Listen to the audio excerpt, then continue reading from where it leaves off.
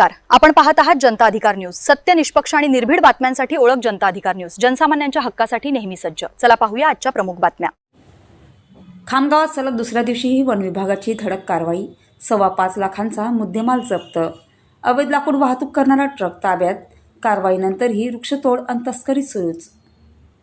खामगाव तालुक्यात व परिसरात होत असलेली अवैध वृक्षतोड आणि लाकडांची तस्करी रोखण्यासाठी वन विभागाने आक्रमक पवित्रा घेतला आहे। वन विभागाच्या पथकाने सलग दुसऱ्या दिवशी म्हणजेच 25 जुलै रोजी अवैध लाकूड वाहतुकीविरोधात मोठी कारवाई करत खामगाव अकोला मार्गावर लाकडाने भरलेला एक ट्रक पकडला।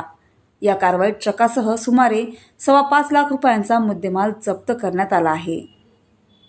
मिळालेल्या गोपनीय माहितीच्या आधारे वन विभागाच्या पथकाने खामगाव अकोला महामार्गावरील लाजून फाट्याजवळ सापळा रचला होता।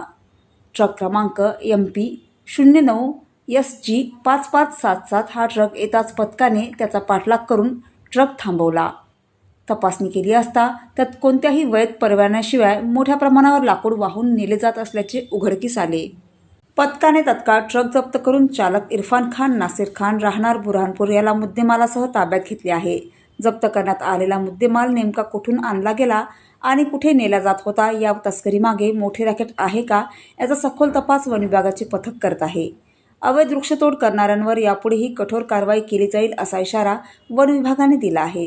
सदर कारवाई उपवन संरक्षक जमीर शेख बुलढाणा यांच्या मार्गदर्शनात VM Kakade Buldhana, SP Pawar one परिक्षेत्र अधिकारी, AP श्रीनाथ वनपाल, SS तायडे वनरक्षक, शिवाजी उमाळे, मिलिंद इंगळे यांनी केली आहे। वन विभागाच्या कारवाईनंतरही तस्करांचे धाडस कायम। वन विभाग सातत्याने कारवाया करत असला तरी परिसरात अवैध वृक्षतोड आणि लाकडांची तस्करी मोठ्या प्रमाणावर सुरूच असल्याचे या घटनेवरून पुन्हा एकदा सिद्ध झाले आहे। प्रशासकीय कारवायांना धाक उरला आहे की नाही असा प्रश्न आता पर्यावरण प्रेमींकडून उपस्थित केला जात आहे।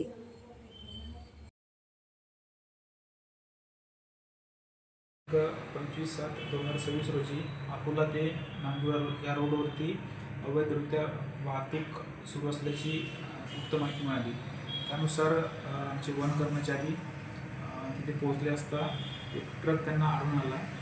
त्यांनी पाठलाग केला असता ट्रक थांबवून चौकशी केली, त्यामध्ये लाकडे आढळून आली। संबंधित त्यांना परवानगीबद्दल विचारलं असता त्यांच्याकडे परवानगी आढळून आली नाही। त्यामध्ये अवैध लाकूड आढळून आले। त्यानुसार कारवाई करून वन गुन्हा जारी करण्यात आला आहे व पुढील तपास उपवन संरक्षक बुलढाणा वन विभाग श्री जमीर शेख सर आणि सहाय्यक वन संरक्षक श्री काकडे सर यांच्या मार्गदर्शनाखाली वन परिक्षेत्राधिकारी कार्यालय खामगाव करत आहे। असे करू शकत नाही, खात्री केल्यानंतर सांगण्यात येईल। किती तेव्हा क्लिअर होईल।